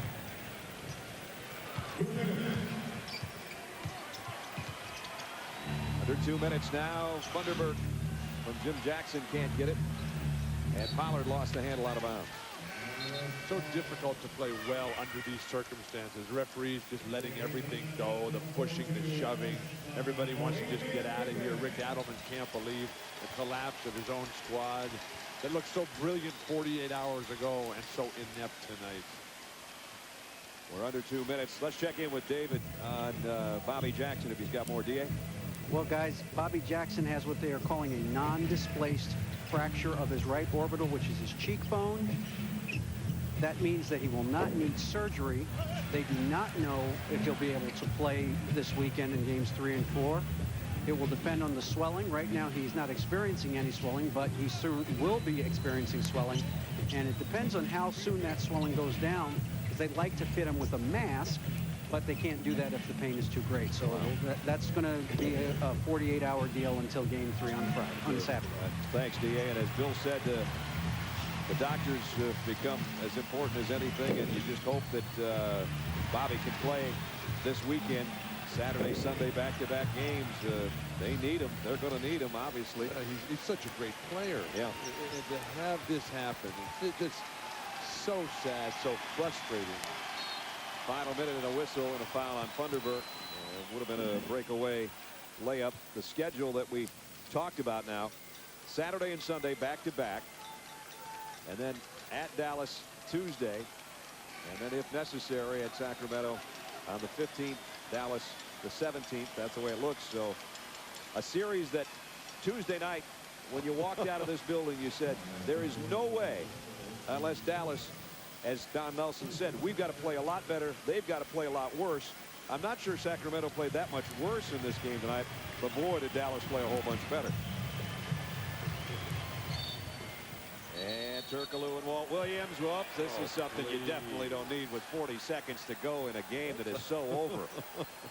What are they thinking? Are they thinking at all?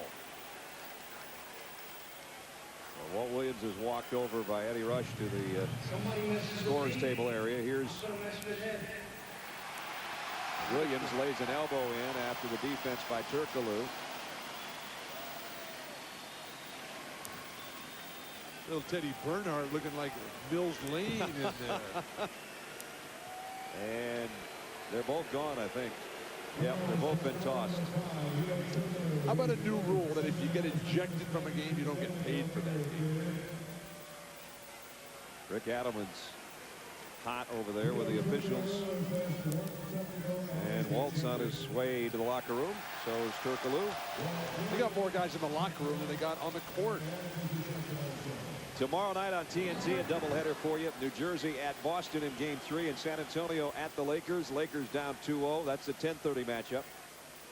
Saturday night on ESPN, Detroit and Philadelphia. Philadelphia in a 2-0 hole. At home now at 7, and then Game 3 of this one that'll be tied at 1-1 is 9:30. Then Sunday on ABC, San Antonio and the Lakers get together Game 4 at Staples at 3 o'clock coverage. And the 5 of us will be there as Michelle Tafoya, Tom Tolbert, Mike Tirico will add. The 6 of us, I should say, will all be there. Walt Williams gets ejected from the game. So Rick Adelman gets the choice of who he wants to come out and shoot the free throw. Rick Adelman picks Nick Van Exel, who had basically got undressed. And he's trying to dress back up. Nick's pulling everything up, making sure his shoes are tied. Yeah, Rick Adelman, he says, look, we already lost our 2 best guys. Maybe Nick Van Exel, maybe something will happen to him when he comes out here. Jeez. So Nick, who already has a career playoff high of 35, I'd already circled him in the book, but we got to add some now. 36. He's got to bank this one in. We've seen everything Come on, else. bank it in. Bank it in. Missed the second one. 36 points for Nick. 132-105. Apparently isn't going to be the biggest margin of defeat in a playoff game or the biggest margin of victory, because both of those are 30. And I don't quite think we're going to get there after Jimmy Jackson just knocked that one down. What if that move by Rick Adelman, what if that just makes Nick Van Exel mad? That wouldn't be a good idea. And embarrasses him. He said, look, I'm going to stick it to those guys who tried to show me up. Because generally you pick the worst guy. Wallace with a rebound. Game over. It's been over since halftime when we had 83 first half points, which was an NBA record for one team. Vanderberg gets the basket. Game is over. And Dallas, when it looked like they had just completely had all their momentum snatched on Tuesday night, returned the favor tonight. Everybody played well for the Mavericks. They win it going away, 132-108. Sports Center is coming up next. Thanks for being with us. From Dallas, for Bill Walton and David Aldridge, Brad Nessler from American Airlines Center. It's all even at a game apiece.